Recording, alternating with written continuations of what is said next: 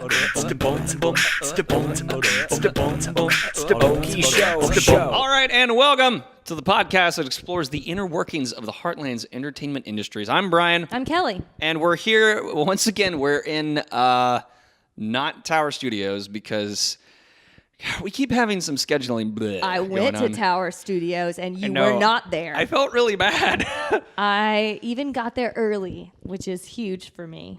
And I sat in my car, which I like to do, and I listened to podcasts about haunted places. So not only did you get you got there early, I got but there you early and I was like chilled prepared, and waited. and I chilled, and then I got to the door and I was like, it's locked. And then you're like, come up the fire escape. And I was like, there's a fire escape at the Tower Theater, and I was going to go find it. Yeah. And then I thought, no, he means here at the Paramount.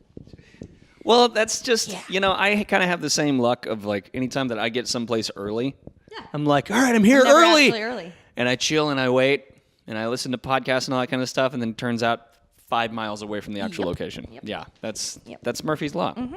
So, which we'll talk about. Yes, soon. we are going to be doing an episode about Murphy's Law, which is going to be really fun. Yeah. Yes. I don't know if I'll have much to contribute.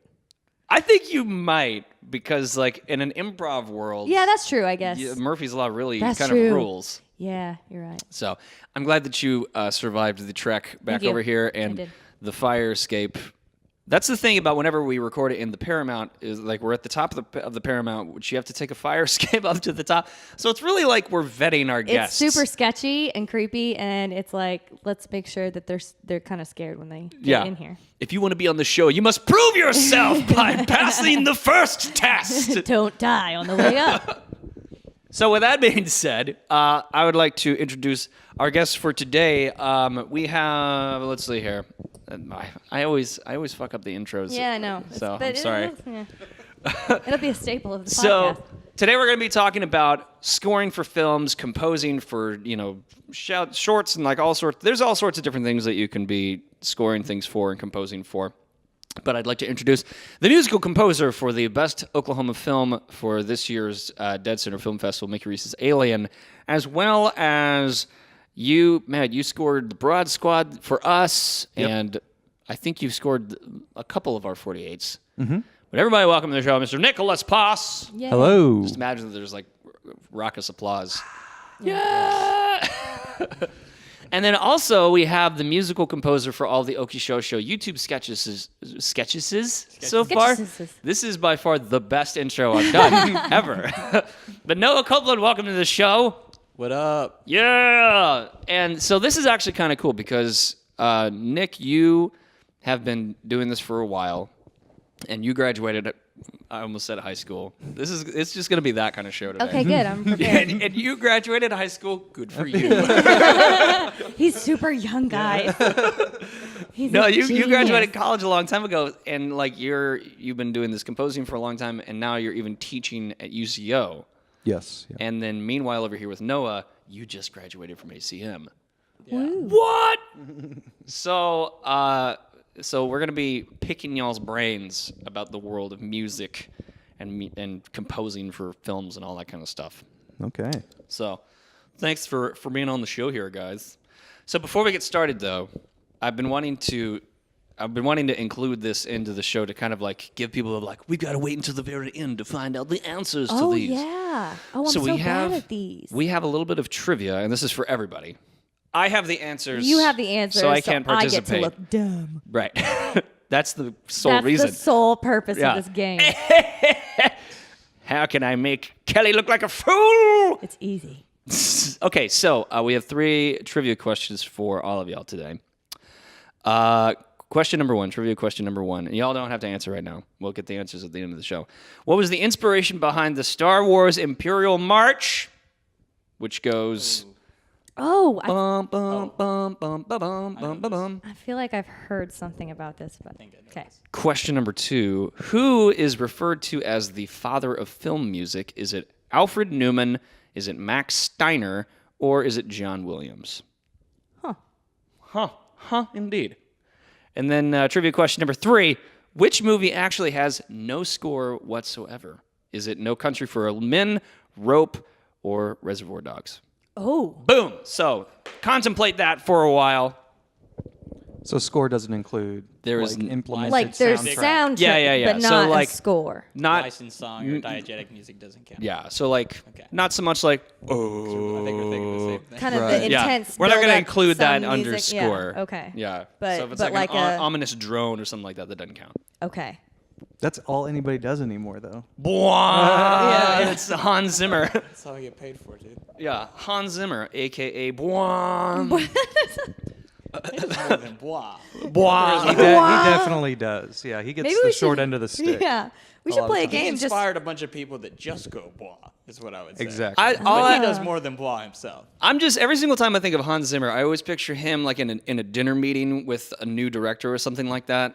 Like, if this director's never heard Hans Zimmer before, he's like, "Can you describe your music?" And Hans Zimmer just leans in and goes, "Bwah," and then he just fades away into the mist. I was like thinking he always brings a little like CD player and he just like ding as he like enters the room. Yeah. Have you heard of a little movie called Batman? So, okay.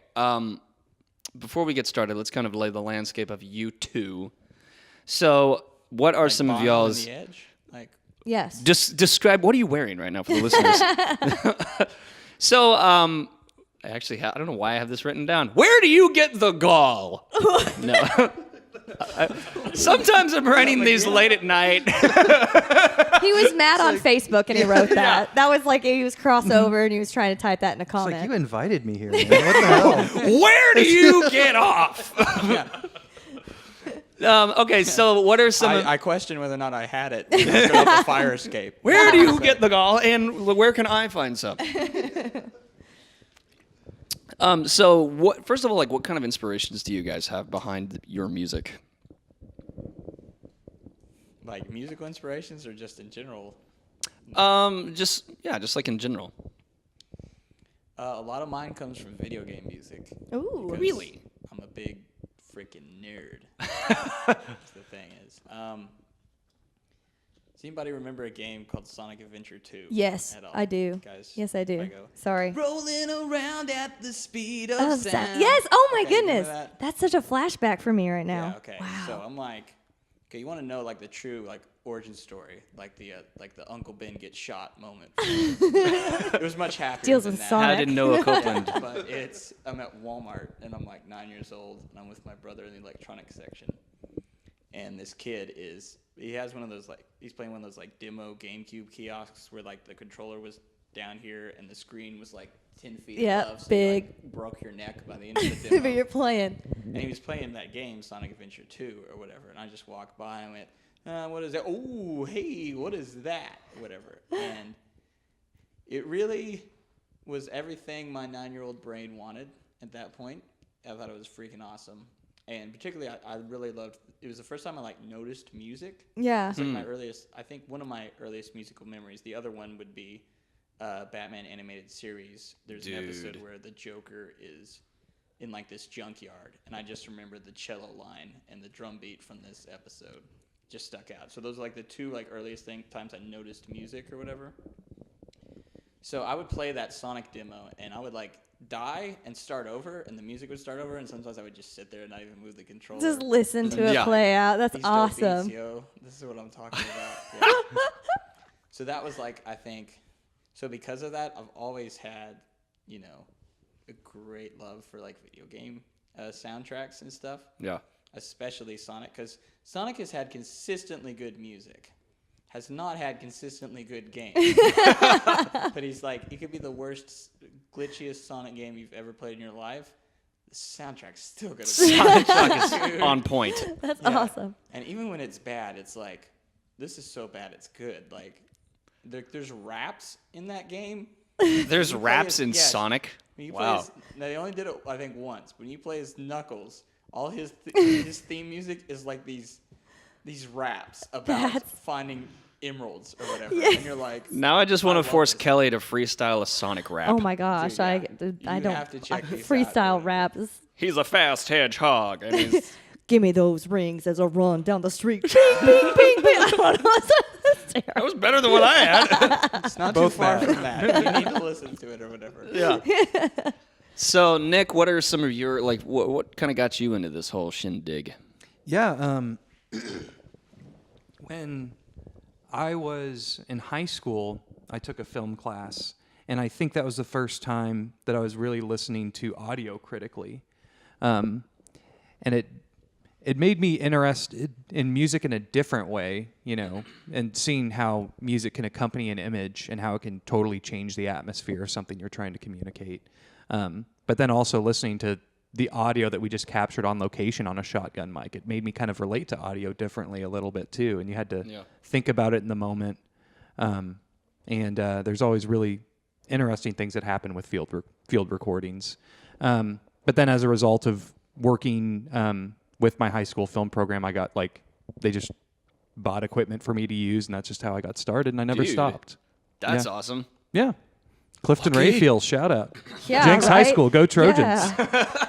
That's a legit. That's pretty cool for a high school. That's funny because that actually makes me think a little bit about, you know, how I said, you know, I loved that video game music or whatever, and then I also liked film music and stuff, but there was a point where I had gotten a guitar and I wanted to basically be a rock star, because I feel like when you say as a kid, I want to do music, your adolescent brain defaults to, well, clearly I'm going to be on stage with the long hair. Right. No one ever does that with a clarinet. Yeah, right. Yeah. It's always with the guitar. Gets a little It flute. never I'm going to be a rock star. doing music for for picture or for video games, even though that was my first musical memory, for whatever reason didn't click in my head that's what I could do. For whatever reason, I thought I was going to be a rock star. Yeah. So it was actually at the 48-hour film race in 2012, Danny Tibbs, you know, who I did the most Old recent Danny one with Tibbs. as well.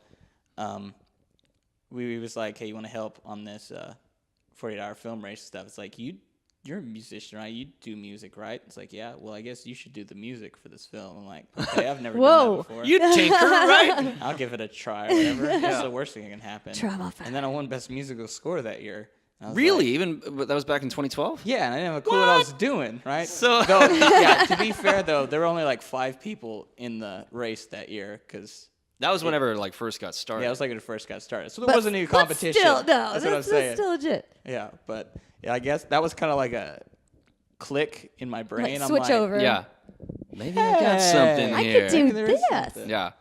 So far, we've already mentioned 2 different avenues that you could actually write music for: video games, movies. There's got to be other avenues that you can make a living making music for, you know, different things that doesn't include being a rock star, which is really leaning into luck. Really, really depending on that. Yeah, I mean, some of the things that I think are really popular right now, or one of the things, is narrative-oriented podcasts. Oh, you know, yeah. like Lore. Yeah. You talked about creepy podcasts Yes, earlier. yeah. And Aaron Mahnke always plugs the guy that his composer, and he only works with one guy. Yeah. They all use xylophones, I've noticed. You ever notice that? Whenever you're listening to Serial or something Yeah, I was like gonna say that, they do have that kind of specific sound. Yeah. Oh no, that guy that uses he uses the marimba constantly. Yeah, and he's yeah. the one guy. He does the Daily, and That's right. He does Malcolm Gladwell's podcast, Oh, Okay. really? and he's like the And he podcast does Serial composer. too, right? I think he did Serial. I'm not Because sure. the music is identical. I listen Yeah. to the Daily, so Yeah, the Daily's awesome. it's really good. Plug in New York Times The Daily. That's almost See if yeah. they'll Real plug you objective back. I journalism. feel like that's kind of like gets, creating a check jingle every time for we a say that. commercial that gets stuck in your head when you're doing that for a podcast. Because I mean, like Serial sound will always be in my head, and when Yeah. I hear Right. it gets like I go, oh, I'm excited. Well- You know, so it's kind of like a jingle or something. But And I think part of the job that composers and people that want to write music now have to figure out is where do they fit in with the contemporary media that we're digesting as consumers. It's like, all right, where do we fit into that? Yeah. And podcasts, it was really natural, and consumers appreciate it. Mm-hmm. But I think, commercial jingles were always a thing for a long Yeah. time. And then when cell phone rings were a thing, you would hear That's of right. guys getting into cell phone ring composition. And so there's always ways to kind of infiltrate, whatever's Yeah. going on. And I think people specifically that compose for films or video games are set up well to do that because they understand like this is what this music communicates in this moment. And it's not so much just music for the sake of music. It has to have a purpose and serve a bigger agenda. Well, and that's the kind of cool thing about doing film scoring and like all these different little scores is that you're not just being a rock star or writing a song for yourself. Like you have almost criteria that you're following, and you have to almost personalize it for somebody else. Mm-hmm. So we're going to get into that into that whole process and everything.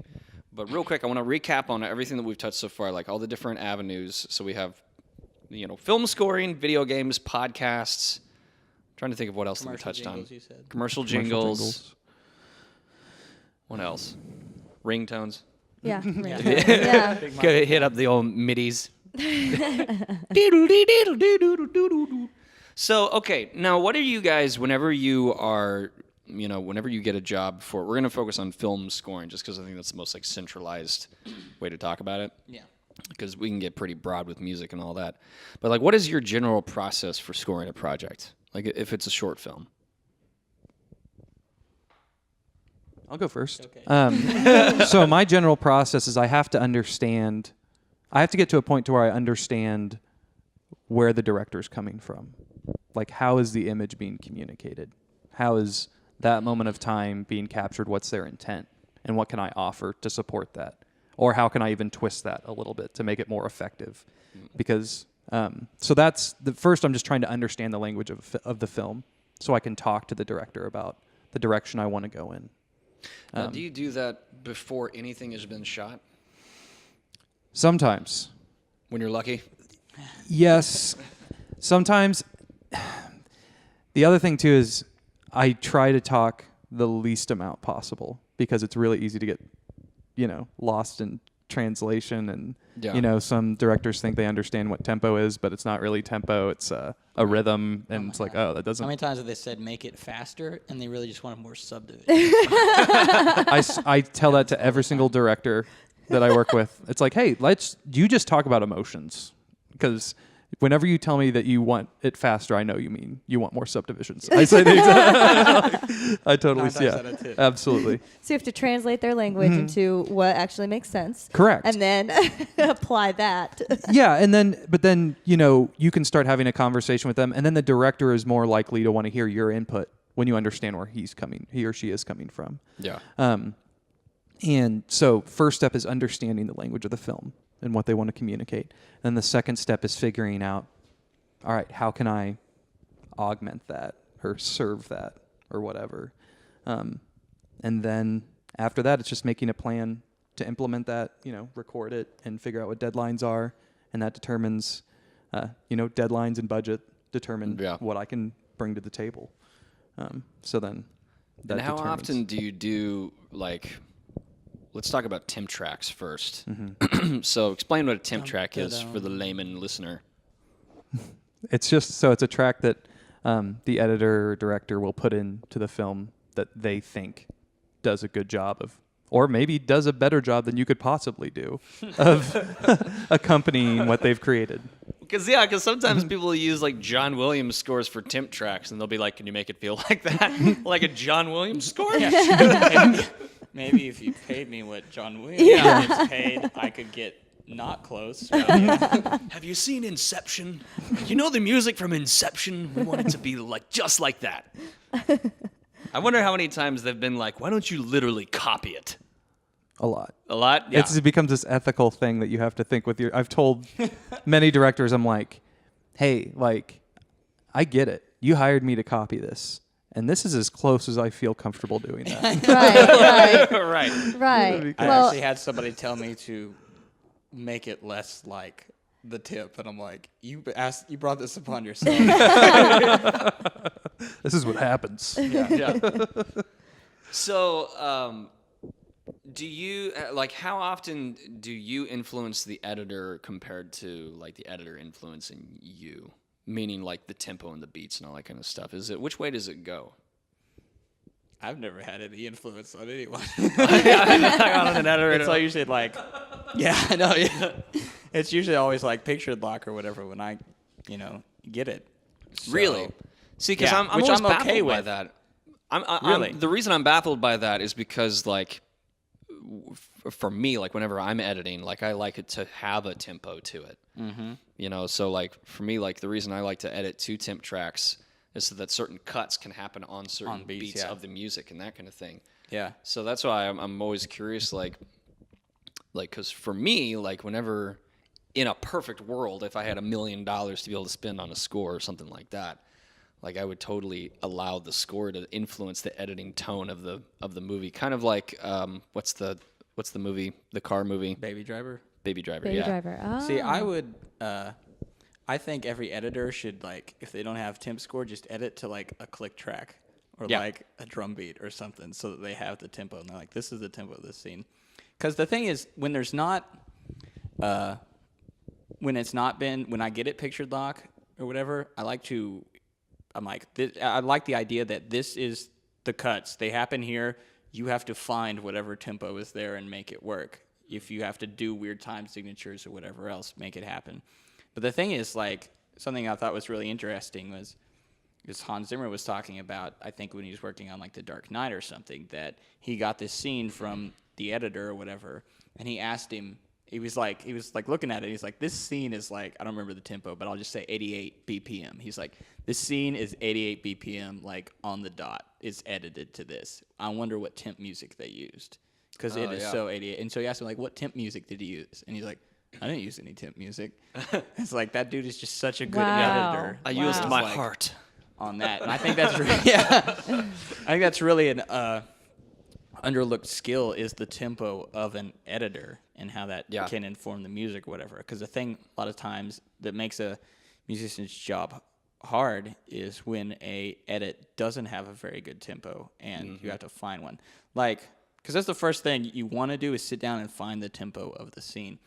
But if you ever hear, like, that quote, they always say it at, like, high school graduation, where it's like, don't go where there is a path, go where there is no path and make one, or whatever. So it's like, a lot of times you get a scene, you're like, there is no tempo. So go where there's no tempo and make one. You got to make a tempo or whatever, and you got to find a way to make the scene have rhythm. And music can do that whenever the editing doesn't or the picture doesn't.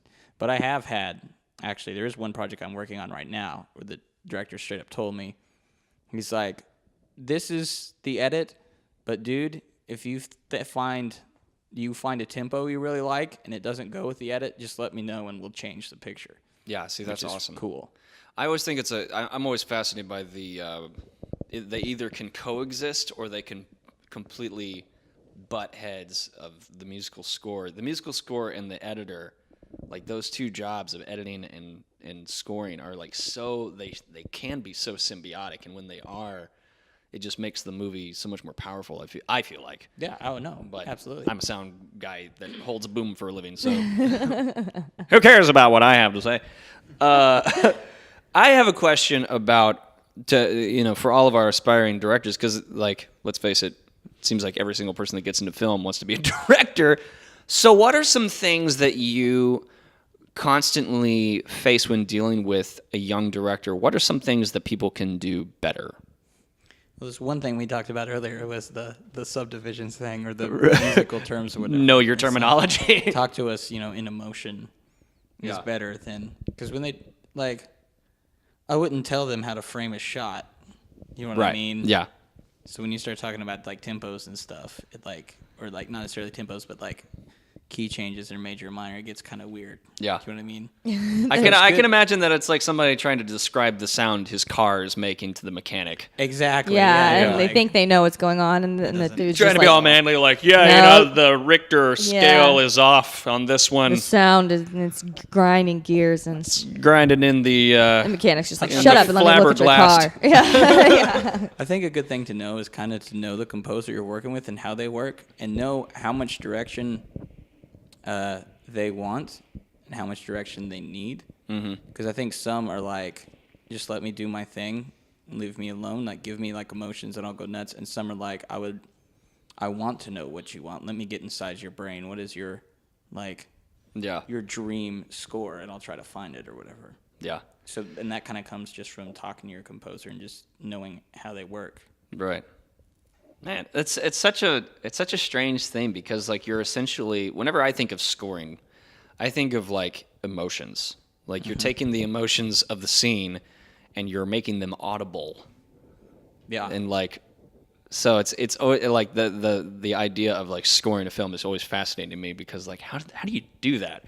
Like I'm going to make the sound of red. Like that's the complexity of what you're doing. So it's always interesting to me. It's weird. It is It's weird. Nick, do you have any advice for aspiring directors, producers? Yeah, I think another thing to keep in mind is I feel that sometimes directors limit themselves based on what they've heard already. And it's like, hey, this is what I've heard and this is what I see that works. And it's like, fine, fair enough, but the only thing that you're going to get, we were making the John Williams joke earlier, but the only thing you're going to get if you ask me to be John Williams is a shittier version of John Williams. Right. And and I'll keep getting closer every year. That's fine. But if you ask for Nick Poss, you're gonna get the best Nick Poss. Yeah, exactly. And it'll sound like a shitty John Williams, but whatever. But I think that one thing is that people they default to what they've heard before. And so one of the things I like to do with directors if I'm working on a film with them and they're trusting me, with their budget and with their creativity and their baby that they've worked so hard on, I'm like, hey, let's take a night and let's just listen to music. And I'm going to show you some weird stuff. Yeah. Just so you're not surprised when I do it. And I'll be like, but just, if I can get a copy of the script, I'm like, all right, you've told me what you think. Here's kind of what I'm thinking. And let's bounce some music off of each other. And then hopefully in my studio too, then I can be like, all right, and then here's some sounds I started generating. And I just essentially color swatches of sound. And it's just this is some stuff I'm thinking of. And here's what's different that I think we could go in. This is what somebody would typically do. And here's what, because I always like to be, subversive and not do the typical thing, but whatever. That's so interesting because it kind of is like you're painting with different colors and kind of stuff, but it's sound. Yeah. And I said, what does red sound like? Yeah. What Thinking does colors red all sound the like? time. I think it would be an E minor. No, whenever I think Minor's of not red. that is clearly dark navy blue. Yeah, closer to that. Whenever I think of strange scores, I don't know why this stands out, but I remember this is the only thing I remembered about this movie was We Bought a Zoo, which has I can't even remember who's in it. I think Matt Damon and Scarlett Johansson, but it was scored by Jonesy from Sigur Rós. Yeah. And I remember being halfway through the movie and being like, I don't even know what's happening in this movie, but this music's amazing. And it really is angelic and just but it's fucking weird, but it totally makes the movie. And so yes, to reiterate what he said, I don't know why I'm taking the reins of that. No, I'm glad that you agree with me, and it's not just the composer trying to make himself seem more important or something. So, well, do you feel like John Williams is always the kind of the route that people tend to go? It's like John Williams or Hans Zimmer, that's what they say, or Steve Jablonsky, something I've gotten recently too. Right, I like Jablonsky. Yeah, he's all right. Well, I have no shame in saying this. I fucking love the Transformers music. Oh, no, it's amazing. And that was one of the things, too, that was this year-long quest for me. It's how do they make those damn sounds in the movie? And then I was like, oh, wavetable synthesis. All right, cool. But, Cool. Yeah. Tips. So, Pro tips for y'all. Yeah. Well, that actually kind of leads us into the next thing, which is on the technical side. So for anybody, now we're moving from the director's point of view to the young musician who wants to get into something like this. You've got two routes that you can go, as far as I know, which is you can use practical, analog instruments, acoustic guitars and all that kind of stuff, or you can do it all in the computer. But regardless, you still have to have a recording interface and all that kind of stuff. So can you guys kind of walk us through what your initial setup is, a basic setup for scoring? First of all, why not both? That's say there's the third This one. is why he's the pro, Both. not me. Yep. Because that's what I'm doing almost every time is mixing. Really? If there's any time there's guitar that needs to be on a film, I've been playing guitar a freaking long time. I'm not gonna use it. sample of a guitar. Like I have like 5 guitars behind me. Why wouldn't I just Pull Yeah. it down and pull it down and play one of those? But it's like we need a cello on this. I don't play cello. Yeah. Here we go and do it in the computer or whatever. So where do Yeah. you find sounds like cello and stuff like that? Man, That it doesn't goes sound all like over the crappy place. MIDI. Is there? I was just saying, is Yeah. there like a library of or Yeah, like there's a certain tons of database or something? Sample libraries. Okay. A lot of people use this program called Contact Okay. that goes into that loads up the samples, and it all depends on how much you're willing to pay. But people will deep sample the crap out of instruments, where they basically take an actual instrument, an actual person playing it, and record them, and record every note or whatever, and then we'll record the slide between this note and that note. Wow. or So you're the getting slide. every possible option from that. Yeah. Just and short- it goes, short it goes sounds, really but- deep depending okay. on how much you want it, to where the point where you're like, do I just know any cello players? That's at the end of the day, it kind of makes you wonder, like, because like how much is software like that? I mean, it gets expensive really fast. From what I ranges. recall, the It last ranges. time that we did sample cello stuff. I had to like ask my wife like all the money we had when we first got married. I was like, can I spend these on samples? 'Cause Yeah, otherwise, I can't write film music anymore yeah. because I don't have access to the school computers. So Oh. here goes nothing. There's another tip: school computers. Yeah. I wonder, Yeah. do the public library, would they have something like that? You can hop on, like, cheap? Just saying. The public library Exactly. gives you access to so much. They Oh, do. yeah. Yeah. But their audiobook app like really sucks. Oh, and I okay. want it to be better. Yeah. Because I like it, and I like the idea of it, but No, So no that's- bueno right now. Okay. That sounds like it's a good try. That sounds like a movie, like an Oscar Beatty movie to be made. Like a man, he started on the library computer Yes. and became the next Hans Zimmer. Scoring, like, late at night, like, Yeah. talking to the librarian. I would love to score that. Nominated for best original that movie. score. Yeah. For this movie, I scored it on a library computer. It was really meta. Yeah. The movie was about the guy that was actually scoring the movie. It's method composing. Just like a guy with a book and a bow. Like Yeah. we bow everything. That's the other thing as a composer. we just Yeah. Bow we just everything. bow Bow on everything. Yeah. But I think another thing too is there are like standard tools that film composers use nowadays, and one is a digital audio workstation, and you have a lot of choices there. You can use Pro Tools, Logic. I've used Logic for a really long time, and or Ableton or Nuendo. There's a lot of them. Yeah. And then obviously that requires a computer. But I also know of some composers around here that are doing really creative things and aren't using the typical tools. There's a young composer I met not too long ago named Samuel Regan, who's working on a film right now, and he like just uses a bunch of weird tape loops and crazy stuff that he finds and Does he do processes. Some of it's analog and some of it's really cool. Concrete? Like, Yeah, so it's similar. I mean, and it's a lot of different things. that's and insane. yeah, really and cool. and so there's always a creative way. I feel like even getting creative about the process. At the end of the day, you have to have a director that understands that. Okay, if you're creating something that's that time consuming, you can't make small edits to your music like I can, in a DAW. But there's something cool about that, that composers are doing. There's always a way around so it. I cool. feel like, finding the creative way to create something, and there's Yeah. nothing that's too unprofessional It's to do. important to iterate. The technology does not define the man or the woman. Yeah. Does not define the composer. Like, you can have like freaking Fruity Loops version like 0.3 from like 06, but if you're making some dope beats on there, the beats are still dope. still no good, One, yeah. No one asks where it came from. Yeah. No one cares. It's the end result that all that matters. And you have to find that the best with what you have. Find the way to make the best possible sound with what you have. That's such a good word because I feel like a lot of people get intimidated by their limitations of technology and stuff. Yeah, it or seems get too caught I was up just saying, in getting their I technology. get overwhelmed just with thoughts of programs that I wouldn't know how to approach. So I'm like, I'm not going to do it like that, Because I've been playing guitar so long, I always bring everything back to guitar just because that's how my brain works. But, man, I've met too many people who would, like, walk in.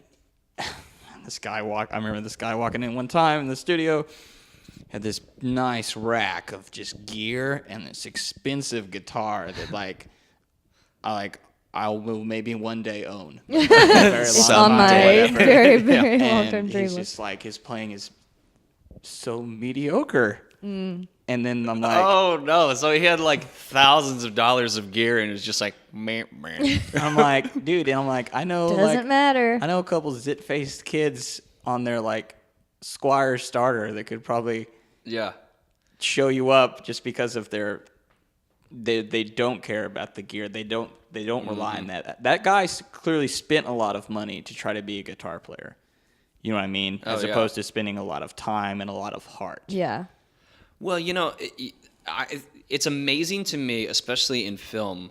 It is amazing to me how wise of a word that is, because so many people get so caught up in I've got to have an aerial, I've got to shoot my movie on a Red or an Arri Alexa and all this kind of stuff. I've got to have all the best gear, but I'm going to tell a really shitty story. Yeah. Yeah. If your You know what I story's mean? good, but the Yeah. footage isn't the best camera in the world, the story still shines through. And that's Yeah. what I really believe. You really got to think of what the heart of it is. If it's a film, the story is most important. If it's a music, it's music, the motion's most important. Yeah. Not any of the technical side of Yeah. things. As long as No you've one- got that, it will really hold up. Like Yeah. if you've got, like you said, a great looking film but a crappy story, that's worse than a good story and some crappy shots. It's almost like no one gives a shit about how you got there. They just want to see the really nice end result.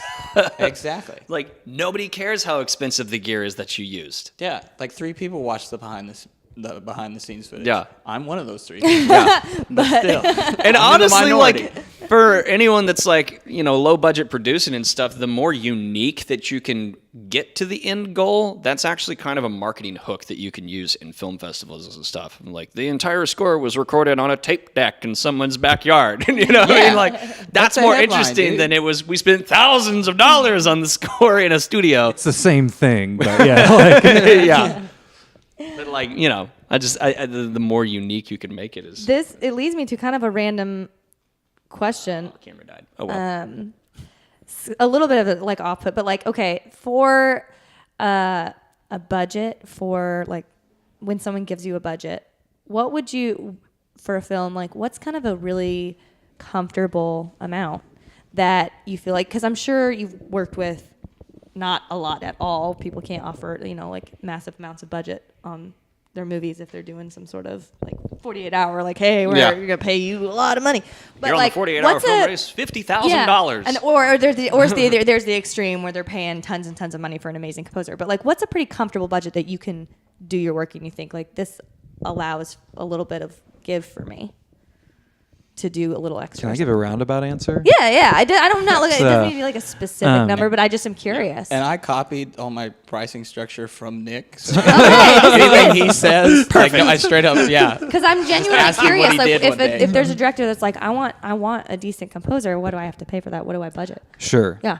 Yeah, and I think first of all, that's something that we're in Oklahoma figuring out right Yes, now. right. Because It's newer, Post production yeah. is something that we just haven't really figured out. Yeah. In some ways, there are people here doing excellent work, but rates are all over the place, Yeah, and the way there's that no uniformity to it at all. and the way that technology works too is somebody can just come in and even we're talking like to have a really nice film composition set up to the caliber that most people are operating out of right here and most people are purchasing their scores, you can spend under 20 grand and get that, which yes, 20 grand's a lot of money, somewhere around 20 grand, but it's not historically. Like when you think Okay. about how much money a film, and that's a studio that you can use on multiple projects and it never stops. But Yeah. you couldn't even when you think about union musicians being in the room Right. for hours, and Yeah. there's a Because it can conductor get I going was through gonna a say, it can get pretty board pricey that's with- just like, 200 grand probably. That's, And the just- crazy thing. Like the amount of money that goes into the scoring, even for a fucking trailer. Like Right. when you watch the trailers Yeah. for like The Last Jedi, they're that's like custom music for the trailer. Yeah. And trailer People music who is all a they thing. do is just score trailers. One of Yeah. the Like their guys- job. So there's another one, guys. Yeah, Trailers. trailers Yeah, too. add that. There's a guy that like is in and out of Oklahoma City that's all he does or a lot of what he does is trailer Yeah. music, and he's hella good at it. That's Well, crazy. yeah, That's when you have a crazy. good trailer, like when yeah. the music's good on a trailer, it makes it. Mm-hmm. You can, yeah. Not gonna lie, The Last It does. Jedi trailers are fucking awesome. The trailers are good. They got you. They're really good. But so I think that it's a conversation that everybody's having right now. And whenever I meet somebody in post-production, that's typically the thing that comes up at some point once you get comfortable with each other. It's like, so what's your rate? Because my rate's this. And does this make sense? And it's an awkward conversation to have, but you do kind of need to have it. Yeah. And, it's just, and mine is malleable in a lot of ways. Like, if there's a project that, and if I don't have a lot of stuff going on and I like the project, then maybe I'll take a low ball because I know that they're not lying to me. If it's it's like I can see your Indiegogo. I know how much. Right. I know that you're maxing out credit cards just to hire me now. anyways. So, cool, and that's great. But and some people that I work with are super honest, and they're like, "Hey, this is what we have for music," and if they give me consistent work, I might not even take all of what they have for their budget, just on like good faith, and be like, "Hey, this is what I need to feel comfortable doing this. It's a solo piano score that's going to take me, 3 hours to do, fair enough, and I don't need the exuberant amount of money that they don't offer me." But imagine that they did. Just imagine that they did. So it's variable in that way, but so that's kind of my roundabout answer. No, that makes sense. I think in Oklahoma, especially, it seems like for probably a lot of. I mean, you have some things that are union, but in a growing it's industry, very, very limited. There is going to be some ebbs and like higher prices for certain things. It makes sense. We're all clueless. Yeah, we have no idea. Well, and that's kind of the interesting That's the beauty thing. of it. But the nice way to look at it is that we're coming at it from the ground level. Right. Like in Oklahoma, we're still a budding industry in film and just in the entertainment industry as a whole. And so we're all kind of like, we're at the ground level. So we're Nobody has slowly any rising. right to have any ego. No, not at all. Call gives them out. opportunity Yeah, for newer which is people really to great step up whenever and somebody try. does have an ego. You're not going to see him very long. Yeah, It's we like, can seriously. self-police ourselves. Yeah. Yes, we can afford to. You know who I haven't seen? That one dick. I haven't seen him in a long time. There's a reason. For You know why? Because he's a dick. It's pretty great. So what are some way, in that kind of vein, like what are some ways that you can establish yourself as a composer in a place like Oklahoma, where it's just like when you're sitting around the Thanksgiving dinner table and people ask you what you do, and they don't take you seriously at all. Like, how do you establish yourself? What do? You make some videos or something? I know for me, just personally speaking, my way in was the 48-hour film race because the thing is, desperate times call for desperate measures. And if you're like, hey, I do music, and they're like, we've got 48 hours to make it. We got to have this We thing don't care. hammered out, man. Do it We fast. need measures. Yeah. Get it? Hey. Nick is a father, by the way. Which actually, that's actually how we found you, was because we were initially going to go to Nick, and he was like, I can't do it. But this crazy fool won the whole shebang of 48-hour film race, and he sent us your way. And, now the rest is history, man. Thank you for that again. Thank you. And now, very Brian, much. stop calling me. Thank you so much. Just kidding, you gotta go I'm just kidding. I love You got to go where the filmmakers are. Yeah. Yeah. So whatever way that is, 48-hour race, they're doing stuff, Mm-hmm. They got film programs. Go where they are. Go where it's like, how do you expect to get a film director to hire you if you're nowhere where film directors exist, right? Yeah. If you want to get bit by a lion, you got to go to the freaking savannah or whatever. So if you want to get bit by a film director, yes, go to the bar at a film festival. But I mean, I think that's it too. Is like I was always in the film mindset. festivals too. Film festivals. Film because festivals. As a musician, I was always in the mindset. You play shows and you do that, but nobody really wants to collaborate with you necessarily because everybody has their band and they're trying to promote their thing. Sometimes, and every once in a while you collaborate or whatever. But it was always awesome whenever I went to film festivals because they'd be like, normally I'd be hanging out with musicians at a bar and they'd be like, "Oh, you're a musician? Me too." And are you better than me, or am I better than you? And then, but at the film festivals, it'd be like, "You're a musician? Amazing! I need music." Let's talk seriously, right now. Because that's the thing, like finding not just a good composer, but somebody that actually knows what they're doing. Like that's You guys are like leprechauns. But you know what's funny is they didn't even know if I was good. They I was they they just had like, we heard still need nothing I music. did. Yeah. I was just drinking with them. I and they hear were you like, play. Yeah. I honestly can't remember because I think the first time that we worked together was on the 48-hour It was film race 48 several hour. years ago. I can't even remember. It wasn't one of the ones that won anything, but Yeah, I think you remember. actually got nominated for best score. You bastard. Yeah. But we didn't win anything. Right. But I actually this is kind of a rabbit trail, but I don't know if you remember, but Ophidelis played a show with you guys Paseo at the Paseo Arts Festival. Arts Festival. And yeah. you were in one of our videos. I was watching the Oh, other really? day. I had a moment of narcissism, and I was like, I haven't watched my own music in forever.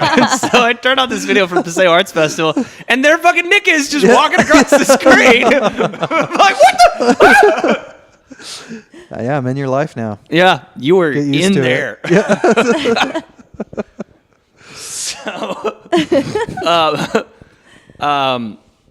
So how much? Oh, here's an interesting question. What should this is kind of skipping around a little bit, but what should a film score do, and what should a film score not be relied on to do? We're getting deep, guys. Okay. I'm going to compliment myself on my own damn question. Yeah. Good question. I think it's the first time in a while like we have enough material for film, and especially talking about narrative film. Mostly is what we're talking about, or something with somewhat of a narrative. We can talk about like Harmony Korine films and argue whether that has a narrative or not, but let's just not do that for Right. now. We'll just art lump it all film. together. Yeah. And it's a conversation being had right now. It's like, what has music traditionally done? What is it doing now? Yeah. And there's a really good book called, you just referenced diegetic and non-diegetic music, and that was a term coined by Claudia Gordman in her book Unheard Melodies. And it's a really good book that just talks about film music and what it does. And what diegetic and non-diegetic means is that, diegetic sound would just be like things that you would expect to happen in a natural event. So here, us talking, our voices would be the diegetic sound. The non-diegetic sound would be if there was like an underscore under us for some Right. reason. And with film, we just accept that, right? Mm-hmm. Nobody Yeah, it ever has a makes sense. conversation. Yeah, like this doesn't make sense for there to be a chord underneath this happening. And so I still feel like it's something that we're figuring out. Yeah. And I do think that it depends, but it is obvious to, to people with, or it's obvious to people depending on their taste, like this works or this doesn't. Yeah. It's hard to put that in a category because I feel like every time that you put it in a category and you're like, a score can't do this. That's when I want to do that. Whenever somebody says that, I'm like, all right, next project, I'm going to try to do that. Yeah. Because I always You're feel like like Sam Calvin. You need to. Have you worked with Sam Calvin? You guys have totally the same mindset. He's a DP around here. we for went to those school listeners. together, and I don't know if we've worked on anything. You need to. I think because that you guys- we have like. I know we've worked on something. Yeah, he does a lot of DP work for the Skit guys, but Yeah. he's totally one So of I'm those sure we have guys worked on something. where he likes to break the rules of cinematography all the time, like Right. the rule of thirds. He's like, I'm going to put people's faces at the bottom third, like, just because I can. What would you do with such power? I know you don't know the power. And you know what? Sam actually took our band photos. Oh, for real? Way back in the day. What? Yeah. My God, we're all connected some weird way. 7 degrees Yeah. of Kevin Bacon, or 6 Yeah. degrees. And Kelly introduced you to your wife. Yeah. I did. Crazy. Yeah. I did. Yeah. There are no degrees. That's of right. bacon. There's no degrees of bacon here. It's just And Noah bacon. delivered your baby. Don't ask how. He's a certified doula. He's a man of many talents. That's right. Film composer ain't the only thing on my resume. Boom. You know what? Can I just throw out there, next baby? I would love for there to be my own soundtrack to the birth of my child. Oh God. Not like any music. I want it like. Can you please just score it? Score it, but I mean, This in will live be the lower time. second act. Yeah, I need. It's gonna be like 24 hours of just continuous, but like there's build up, and then you get drugs, and then you calm down. You I mean, there's some good. Yeah, there's some good sitars stuff come to in do when you get there. drugged up. Yeah. Dude, that's I like it. That would be the hardest project. Yeah. If I had Even if money, you Condensed score it a into a childbirth. 5-minute short. if I had money, that's something that I'm sure rich people like do. Oh, I'm I'm sure. sure. And they're like the conductor's there the whole time. Yeah. And they're like, and then at the end, like when the baby's Yeah. born, they're like, you can go home now. He's Yeah, like, that's all. Sweet. And I just want to make sure that whenever it comes out, that a dove also comes out. Yeah. How much I will want it that first cost? person. Okay. Yeah. That's what I really want. Yeah. Just a VR experience. So I've completely Sorry, lost I my... derailed that pretty No, harshly there. it's okay. That was... It came into my head as like, that would be So great. that's a great business opportunity. Yes, for a moment in my life, if I could choose to have my own personal scoring, it would be that. There's somebody out there with a guitar and a hammered dulcimer who does that. And they're just like, I'm gonna find that person. I guarantee you there are multiple people writing this down right now. They're like, this is brilliant. He's like, he said, look for new avenues. New for the avenues. I'm music. telling you, Yeah. like there's so much going on in that industry Yeah. right now. She was kidding on the podcast, but I'm taking this shit for real. Yes. I used to be a wedding singer. Now I'm a birthing singer. Yes. Yes. Oh, baby. How is that not a You know, thing that's already? got to be in every baby Yeah. song. Baby. Maybe. Too literal. Too on the nose. Anytime that I see an actual infant baby, Yes. all I can picture is some... for some reason, I have this image of like some soul singer with like big long dreads that's just like, baby! Like, I don't know why. It's weird. That's I'm weird. the sound your baby will make every Yeah. time it's in a room. Baby! So, I should have warned you, we like to rabbit trail Yeah. from time to time. for sure. I expect as much. yeah. It's all good. So, what are some websites? So, okay, basically, there's two parts to this question. There are music websites that people who maybe can't afford to actually use a custom composer will go to get music.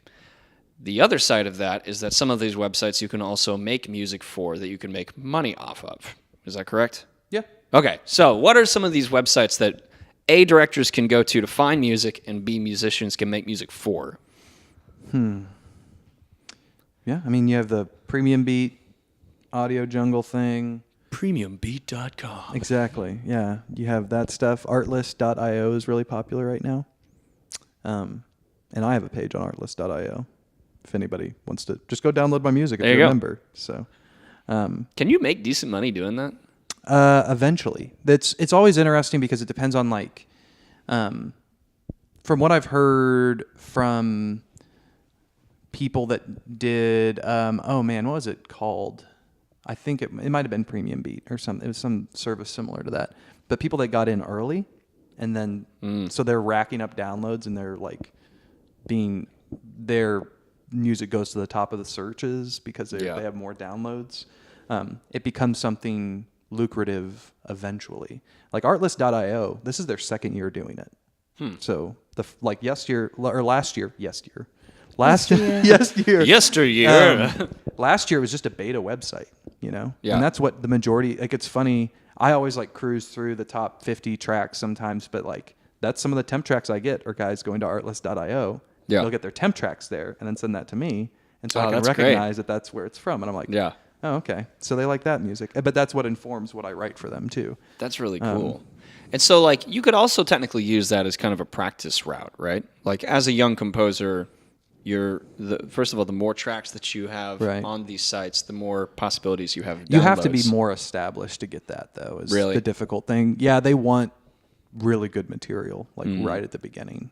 And, you know, whatever that means, good material relative to what they put out. But Yeah. I wouldn't recommend starting there. I mean, Really? I think my recommendation would just be score anything that you can. Like, there's videos online that people will release and it'll just be like, oh, here's Iron Man with just dialogue. And just score that. Oh, that's Experiment cool. with it, you know? Yeah.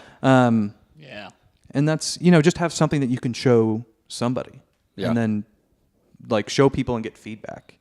And I always like to hear what my dad has to say, not about my music, but because sometimes he hurts my feelings. No, I just, You know, that was really bad. yeah. But Done messed up, Junior. yeah, exactly. It's like, no son of mine wrote that.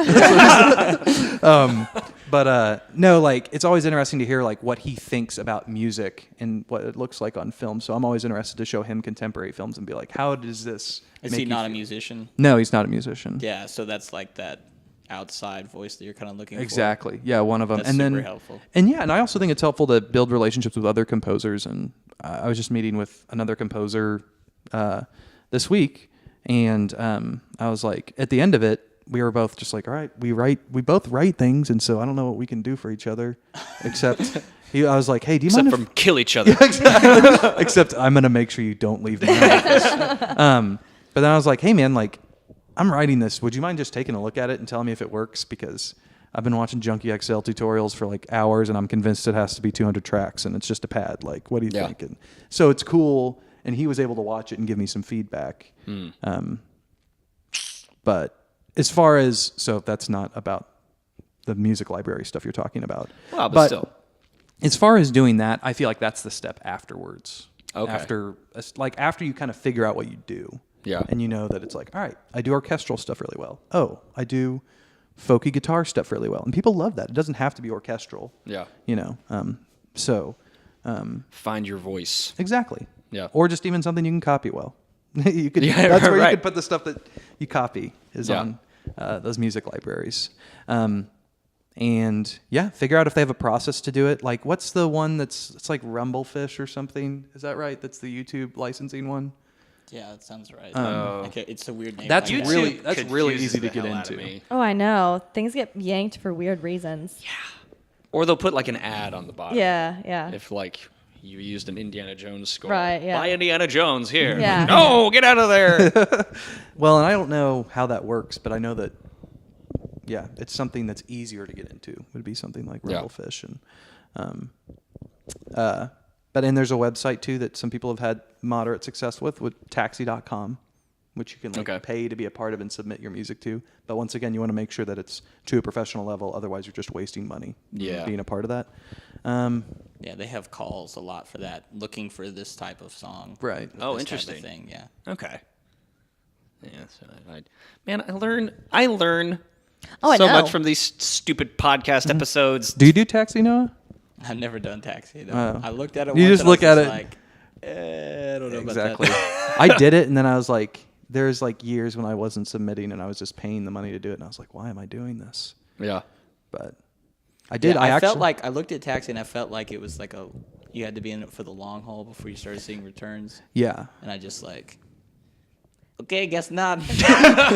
I mean, That's it's always a question. chickened out. When I looked at Taxi, I like wondered. I was like, does this actually work? And I That's will the first tell people question you listening to the podcast, Taxi does work. Okay. People do get placed with Taxi, and Sponsored by Taxi. Sponsored by Taxi. Sponsored by I'm Taxi. sponsored by Yeah. Taxi. But it does work. I think it's a good avenue to do, but it's way more difficult than a lot of the other, resources like that. So Yeah. but yeah, I mean, you can get placements with Taxi. Okay. That's cool. That is really cool. So, what are you guys working on right now to become a better film composer? Like, we're all growing every day. And if you're not, then get out! But what do you do? Reevaluate your life. But what do you do to help yourself grow, to become a better composer every day? Man, that's such a crazy question because like, Since so you many just stuff. graduated from college. Do you? Well, here. I'm gonna. How do you get better? I'm gonna go like more specific. Is there like a certain? Have you tried to go for a certain genre that you're not as comfortable? Like, does it depend on if you're like, oh, I haven't done a lot of horror. I'm gonna just try this for a little bit to improve that, or like, do you have So a what one I you like to prefer? Kind of bounce around. What I kind of like to do is find a piece of music from a film or a video game and be like, that sounds really cool. I don't have a clue to how to do that. So then I like take it and try to break it up and figure out how to do it. Like you said, like it could be a genre. It's like if somebody asked me to do that genre, I wouldn't have a clue what to do. Right. Let's Let's that. figure it out. Yeah. Yeah, Okay. let's dissect it, see what makes it tick. That kind of thing. So I do a lot of things where I have a whole like folder on my computer that just says recreations. That's awesome. Where I just try to take a song that I like or something or a score that I like and just like, let's recreate this part. The closer I can get, I feel like the better, but the main thing is to try to learn from it, try to figure out what they're doing. That's so cool. So Yeah, you're not that's just cool. sitting around watching the phone waiting for it to call. You're actually like proactive. I want to know. I want to see the success story where that's what he did. He was like, I just sat by the phone all day. It rang I one answered. time. Yeah, my dad was also very rich. Yeah, that's the yeah. Okay, so I have 2 last questions. Where do you get the gall?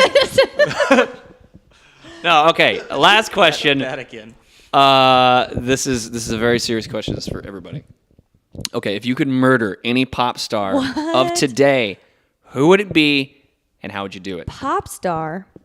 I have I'm actors, not even cool but enough to know. Like, Lady Gaga, vat of acid, boom. You've been thinking about that for a while. I know. I'm I not was gonna saying, say yes or no. I have actors, but not necessarily pop star. I don't pop hate stars pop isn't like stars as much. musicians, right? Is that where you're going with that? I'm not gonna. I can't say musicians because they're not, murderable. Oh, it's But a strictly Justin pop Bieber stars. in your life. Mumford and Sons. Mumford Mumford and and Sons? All of them? Oh wow. Every last one. Every single one. The whole oh, family. my heart. Yeah. I get it, though. They just Yeah. didn't know how to use electric instruments right, and they like That spilled that water on album is themselves, so that's what extremely forgettable. is that the not famous one? Is that like the The- one they released post? Yeah, the one where Babble they were or like, you whatever. know what? I think we've played this out. We should probably Try something different. let's get on the Kings of Leon train. Yeah. Oh, we're not Kings of Leon at all. Yeah. back to the potato rock, quick. That one got me. Potato- oh, I that did- one got me. Sorry. It's- Okay. Is it sad that it took me a second? No. Pop stars. The one that I would have ever killed is already dead. See- So that doesn't work. Yeah. Who? Kurt Cobain. Oh, that's a horrible. Wait, what? Wait, why? Just because his guitar playing, I can't stand it. Yeah. We're gonna so have to get a terrible. drink and talk about it. Now here's the thing. Disclaimer. It was though. just like a shotgun. I know people hate it when I say this, but I like Nirvana's a good band, dude. Nevermind's a great album. I like Kurt Cobain's voice. I like all this, but he could not play those 6 strings to save his life, man. You know, He was I've struggling. The never been things- able to get onto the Nirvana train.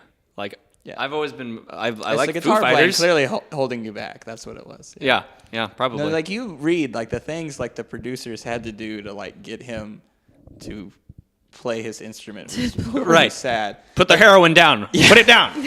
But you Pick the straight guitar up straight up had to tell Kurt Cobain that that Smacking cocaine out of his hand. he's like, we need you to do this again. He's like, why? It was good enough or whatever. So that the next day he tells him, the tape got destroyed. Oh, so they just Yeah, lie, but it was straight still up lie. there. They It was just still like there. anything He they just could say had to get him to do it had again. to find a way to get him to do it That's again. pretty funny. I know that's a very That's unpopular funny. opinion. No, of it's mine, okay. though. I'm gonna Whenever have I one say too. Kurt Cobain. well, he took Because care of people that love himself. him because he killed himself. He's like a martyr for like teen angst now. Yeah. And like, there's so many people who are just like, you don't know how he made me feel when Yeah, I was yeah, I was 13. gonna say, Get you're- out of here, you're man. hurting people's I hate my feelings. parents too. I'm like, He wore those sweaters so good. Mine would probably be, and this is strictly revenge against my husband, Scott Stapp, because Yeah. He likes he Creed. likes Creed. He He likes present. Yeah, well, the most recent, what, I feel it's gonna rain like this for days. I hate Scott Stapp. Everything Chrome about him fur. I hate. Oh my goodness. I did learn like every Creed song. Oh my guitar, gosh, though. he loves Yeah. Creed, and that's fine. That's his little thing. I like Hanson. It's okay. We have our bands, but You and Lainey, what is the deal? Hanson's the best. Okay. Whatever. Bob. Their a cappella Christmas stuff is awesome. you lost me at Christmas. I know. Christmas. I still have their Christmas album. I have it on CD. But Acapella Christmas. I would want him to die while making that throat sound. I'd want I want him to I want to put him in a really echoey Yeah. box and then thing- just drown him slowly so he's like The thing is, every vowel out of Scott Stapp's, or every word out of him Yeah. is an R. It's an R. Whether it's a a hard R or R. not, yeah. Hard R. It's an If you've never heard of, oh my gosh, is it? Say your vowel, Scott. R, R, R. R. Yeah, Yeah. no, it's the best. There's what is it? R, B, C, There's a D. great someone just took out the music and they just Is this Creed Shreds? Yes, Creed Shreds. Oh, yeah. Creed Shreds. You got to breathe. Yeah, everything about it. Anyway, I so feel that's like mine. can That's I mine. can I amend the murdering of Scott Sure. Stapp? Yeah. I think that the wind machine should just go completely awry and just chop him into Chop billion him into pieces. pieces. Yeah. He's like, here with the arms wide open, and then the wind's blowing his shirt open, and there's the old psst. Aaron's gonna be so upset when he hears this, but it's okay. Because A, I told everyone he loves Creed, and B, I want him dead. Nick, did you even? Vicious. I know. I'm still sticking with Lady Gaga, Vat of Acid. That's fine. Yeah. Anyone? Oh, Mumford & Sons. Oh, yeah. Oh, yeah, Mumford yeah, and yeah, Sons. that's right, that's right. That's right. And Need you I had say Kurt it Cobain. again? Oh, so that's right. That's right. Dare No. I say? That's good. Mumford and Sons. Yeah. Anyway. Mine did it for That's me, a so good I'm one. easy. Yeah. We're good. This episode may have accidentally become the darkest episode of the Okie Show. I like We were it. talking Ask about the Kurt question. Cobain. I was listening to murder podcasts Yeah. on the way here. What if you had no idea that Kurt Cobain had capped himself, and you were just like, "Yeah, man, I wish he would just." I like, hate him. God, I hate that so guy. much. I don't know whatever happened to him, but I wish he would shoot Cobain. himself in the face. That guy's still around. You just keep talking about it. God, man.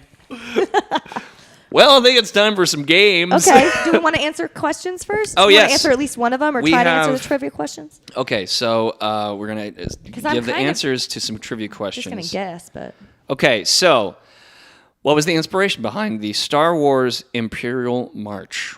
It's the funeral march, right? Or was it Battle Hymn of the Republic? I what don't was know it? why. I just The- thought first. I know it did something with Star Wars. Wait, what? Battle Hymn of the Republic, like inspired something in Star Wars. Well, the whenever song I is hear they play Battle at Hymn of the funerals. Republic, I think of like the Republic in Star Wars. So that's why I Right. was like, wait, what? Yeah, sorry, but yeah, there, no, that's no, the no. bad guy music. So, okay, the answer is the theme is based on the well-known Funeral March Ah, nice. from Chopin's Piano Sonata Number 2 Chopin. in Chopin. B. Yeah. Chopin. Wow. Chopin. Just got attacked. Chopin. It's Chopin, Brian. Sonata Number 2 in B flat minor. By the way, anyone ever? There's a movie called King's Row. Listen to the theme of that. Did You'll Chopin thank me write it? later, The Chopin. and you'll just go, "Oh, hi, Star Wars." Oh. Okay. It's amazing how many old pieces John Williams has completely ripped off. John is like the Led Zeppelin of like film music, dude. He like just steals stuff and then makes it really But good. it sounds incredible. And you can't Which be is- mad at him you can't- because yeah, you're it's like, like, no, that was great better. plagiarist. What is wrong with you? It was better Plagiarist. though. That was better. Which is so funny because he seems to be the one that everybody's always like, I want you to make it a John Williams score. Oh, don't you mean Sonata Number 2 in B flat? That's right.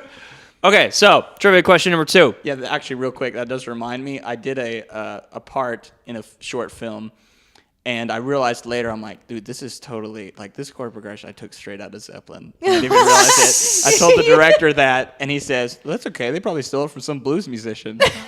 So what's the There's matter? nothing It's like new it under was the sun. secondhand thievery. True. It Everything Yeah. is meaningless. Count at that We're all point. going to die. Okay, so trivia question number 2. Who is referred to as the father of film music? Was it A, Alfred Newman, B, Max Steiner, or C, John Williams? It's not Williams. TikTok. I think it's Max Steiner. Yeah, I'm thinking Steiner too. I'm gonna bandwagon onto the people who know stuff and say that as well. It's Max Steiner. Yeah. Steiner worked in England, then Broadway, and in 1929 he moved to Hollywood, where he became one of the first composers to write music scores for films. He was referred to as the father of film music, and Steiner played a major part in creating the tradition of writing music for films, along with composers Dmitri... These are weird names that I can't read. What is it? You heard me. Let me see it. You heard me. You heard me. I'm not Oh, I don't saying know it who that again. is. Doesn't bear repeating itself. Yeah, I don't know. Exactly. It looks like I have some homework to do. Steiner composed over 300 film scores with RKO Pictures and Warner Brothers and was nominated for 24 Academy Awards, winning 3. Can you imagine being nominated for 24 and only winning 3? Am I just a glass half empty kind of guy? I would I just only like to won 3 imagine. Academy Awards. Yeah, only 3. I'd like one of those nominations. Yeah, right? I'd be Just like, one. Dad, I did it. You know. Stop Why there. didn't you win all 24, son? Yeah. Yeah. Oh, he's not like Nick's dad. Okay. Yeah, it's just- he will be. You just keep writing music. He'll get there. All right, so last trivia question. Which movie actually has no score? Is it A, No Country for Old Men, B, Rope, or C, Reservoir Dogs. And we're not including tonal drones and that kind of thing. Okay. Tonal drones not included. Yeah. So no ominous or anything like actual man. melodies and that kind of Okay. thing. But soundtrack, like songs, Licensed are stuff. not included as well. Like if you had an original song, licensed stuff, yeah, Yeah. that's not included. Well, we'll include that. Okay. Well, actually, no. We shouldn't. Okay. We shan't. It's Reservoir Dogs. That's like, That's what I'm going I to. can't. I Reservoir can't Dogs. remember, It's, but I thought. Stuck in the Middle of You or whatever it is like the only thing in there. What's This it? is actually a trick question because it is Reservoir Dogs, but it's also No Country for Old Rope Men? and No Country It's for all Old of Men. them. I was It's saying, all the but no, above. no Country No. for Old Men. No Country for Old Men has it has drones, but I guess It's got you drones. You qualified. No drones. 3 out of 3. Let's go. What do There we go. What is rope? I've never. Yeah, I've I never- know. What I've is never- Rope? I know. I've never seen That is, Rope. it's Same. Alfred Hitchcock's Rope okay. with I can't remember if Jimmy Stewart's in it or not. I think it Oh, is. oh, Gee, what do I do with this wow. rope? What are you doing with the oh no! Oh, I can't tie Stuck my here shoe in with the it. corner. Put the rope down, Kurt. Maybe I could give it to Kurt Cobain. See what he does with this rope. Oh, gee, why'd you do it, Kurt? Why? I was going to lasso the moon, Kurt. The shotgun would have been so much easier. That's like the end of our podcast. We don't even need to play games. We just all do our Jimmy Yeah. Stewart. And then it just fades. This game is away. called Jimmy Stewart. Oh, Yeah. come on, Brian. Oh, no. God. Let's do another trivia question, Brian. What, is that your Jimmy Stewart impression? Kind of. It's almost like Katharine Hepburn too. I was going to say, like, Yeah. if Jimmy Stewart and Katharine Hepburn Wow. were talking about rope. Got to kind of sound a little shaky. Yeah. Oh, gee, what do we do with this here rope? I don't know, but I'm gonna take it. I'm gonna tie you up with it. Oh, naughty. Don't be disgusting. I was gonna kill you. I don't know why. I just thought of what is it? Dana Carvey on SNL does something. Yeah. Anyway. Mary, get a piece of this. I know what you're talking about. I love it. I'm not through with you, Potter. Everyone has their own Jimmy Stewart impression, just like everyone has their own like. Basically, Christopher Walken. Everyone has a Everyone's has got a Walken. Christopher Walken. Now everyone's got a Donald Trump. But now everyone's going to. I wish everyone had a Vincent Price because I've been watching those Vincent yes. Price's Christmas. Yeah. Vincent Price. Price's Christmas. Oh, I'm gonna leave him. Welcome to Makes me another glorious Halloween. Vincent Price Christmas. So I think we have enough time for one game. One game. Okay. Why don't we just do scenes from a hat? Let's do scenes from a hat. Yeah. We have some I'm scenes. gonna do all in of my here. scenes from a hat as Jimmy Stewart. Yeah, because Dude, if I'd known going in, Yeah. man. Oh, Jimmy Stewart sitting.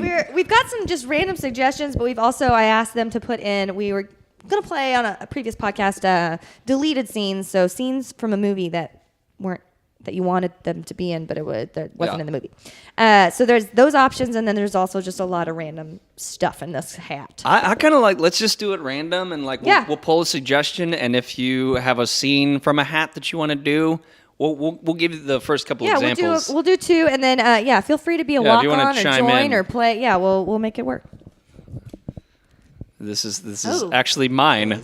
I didn't even mean to. Rigged. Fake news. Not It's improv. fake news. Shrek, Donkey really likes that boulder. Oh, I know this scene. Yeah. Oh, gee, look at that boulder and all the stuff you can do with it. Oh, I'm a donkey. This is gonna be really offensive, but Yeah, the new game is just these scenes as Jimmy. As As Jimmy Stewart, I'm a donkey. We'll look out. I'll kick you. I like that boulder. That's a nice boulder. I'm It's gonna real take that nice. boulder home. Let's roll that boulder down the hill. I'll roll it right down the hill. You use your back legs. Here we go. I use my back leg. Let kick it. Skedaddle. That wasn't a lot of but that's a nice boulder. Watch it roll away. That's was what I tell. pathetic. That's what Jimmy Stewart would tell a boulder whenever he's trying to. Skedaddle. It's a very of that period term. Yeah, I'll take it. Oh, Tom and accept it. Jerry or whatever. I don't know. I'm just grabbing this phone. Underpants. Underpants. That's all it says. What? Underpants. Disqualified Oh man. A scene about underpants, as Jimmy Stewart. as one is to do. Sir, I have your order in. Yes. I I think it says it's 200 underpants. 200. I ordered at least 5. 5 orders of.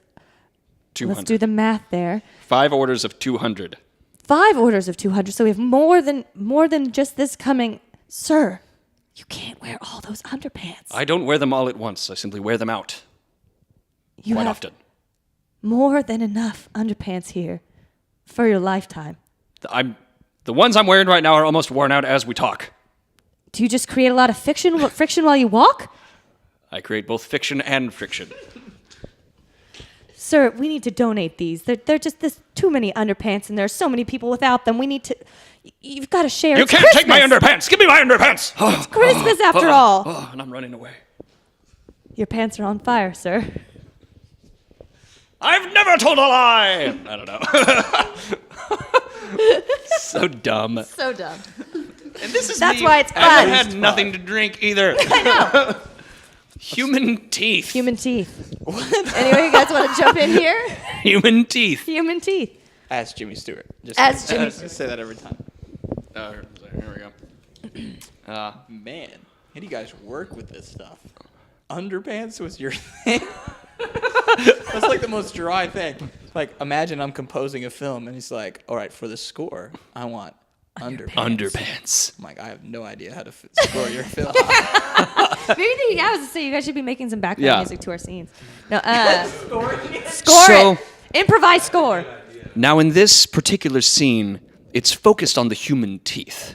Now, never mind the orangutan teeth or the Shark raccoon teeth. teeth. The shark teeth We've don't got forget. all sorts of mammals and amphibians. Yes. And so many teeth, but And the salamander teeth don't even it's ask. the human teeth. The that human we're going to be So looking into. the tone, I need it to be very intense because the human teeth are it's a foreshadowing for a scene that's going to come later when There's building here because Yes. we don't reveal that they're human until the end. Yes, because they're right next to the chimpanzee and the orangutan teeth, so people don't necessarily know for sure that they're human teeth. And we're digging deeper into the dirt and the ground. And we find more teeth and we pull them out. Now, mind you, the camera has not come away from the teeth. We've stayed as a static shot on the teeth this entire time. As a hand slowly enters the frame, a tiny chisel and brush goes in, the gentlest touch. And that's when a fairy comes and takes the front teeth. Front teeth are gone. We're left with a gap, a hole. Now, this is when we bring the piccolo in, It's an emptiness. because there's a gap between the 2 front teeth. It's a sadness. And that's the sound that human teeth makes when they were missing the front tooth. Oh, it's like a whistling. Yes, I want these human teeth to speak to me, but Can't whistle. I'm a musician. You can't whistle. Stop making fun of me. So my God, who is that? Can you guys do that? Is that doable for this scene? I think, does that give Easy. you the emotion? Yeah. Yeah. Okay, Exactly good. what we're looking for. So- It's a dentist. It's a commercial Yeah. for a children's dentist. Is $25 going to be okay for the budget? Okay. It's a non-diegetic voice in there for sure. The human teeth. Human teeth. Children's teeth. I can't snap my fingers either, so don't even go there. He's a musician. He can't whistle. He can't snap his fingers. Yeah. Yeah. Okay. Create a scene. Are you ready to do this? What are we doing? Just draw a suggestion. You draw the suggestion. What are we doing? We're doing this? Just do a scene based Oh, off damn. your suggestion, and it's real organic, and we'll enter if we need. Don't worry, we got your back. I'm As we I'm say, gonna need help. We got your back. We got you. You're a garbage person. Okay. That's That's what it That's says. your Rude. You're a it's like, garbage person. Shit, man. Okay. Does that mean like you're a terrible person or you're the dustman? You guys get to You decide. get to make That's that the best choice. part. That's a So creative decision. The scene's gonna start. What if one thinks the one and one thinks the other? You always say yes? So if he's just Yes, you always say yes and. You're a garbage person. Okay. Yeah. Like, why do you think that? Because this has come out of nowhere. You know. Because you smell terribly. Wow. Okay. It's a lot to deal with. But I do smell bad because it's the least thing I'm concerned about. And I'd rather you be more supportive in my time of need than critiquing my smell, because that's, low blow, dude. So.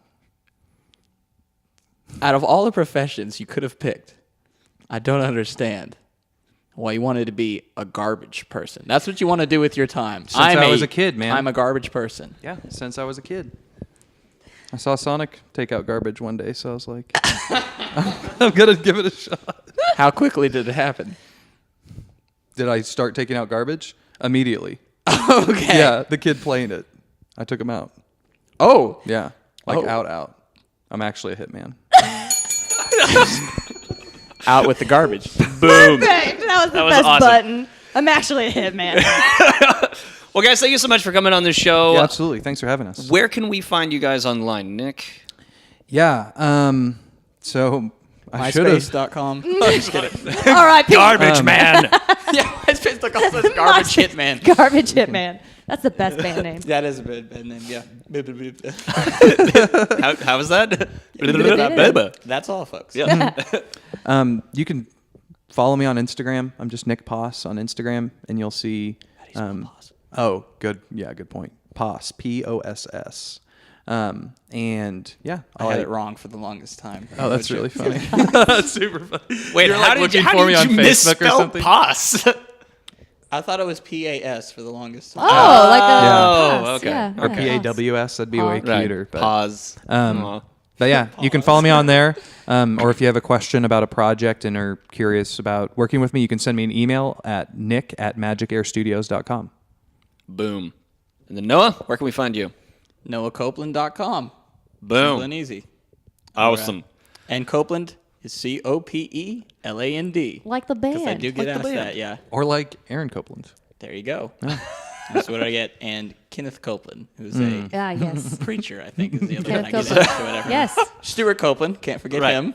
Right? That's the one I get. Who else at can we music name from the school. Copeland family? Yeah, that's right. It's like, is he like your uncle or something? The drummer of the Police? Yeah. I wouldn't be here. Just if be I like, was, dude. yes. Yes. Absolutely. Absolutely, yeah. Taught me everything I know. That's why I don't play drums. Guy's famous. And of course, you can listen to the podcast right now because you are listening. And somebody's coming at the door. Laney's here. Hey, perfect timing. Laney's here. Follow us on Instagram, Facebook, and Twitter. And also check out www.okieshowshow.com as well as youtube.com/okieshowshow. And we'll see you guys in the next 2 weeks. Bye. right, bye. Yeah. See? Okie Show.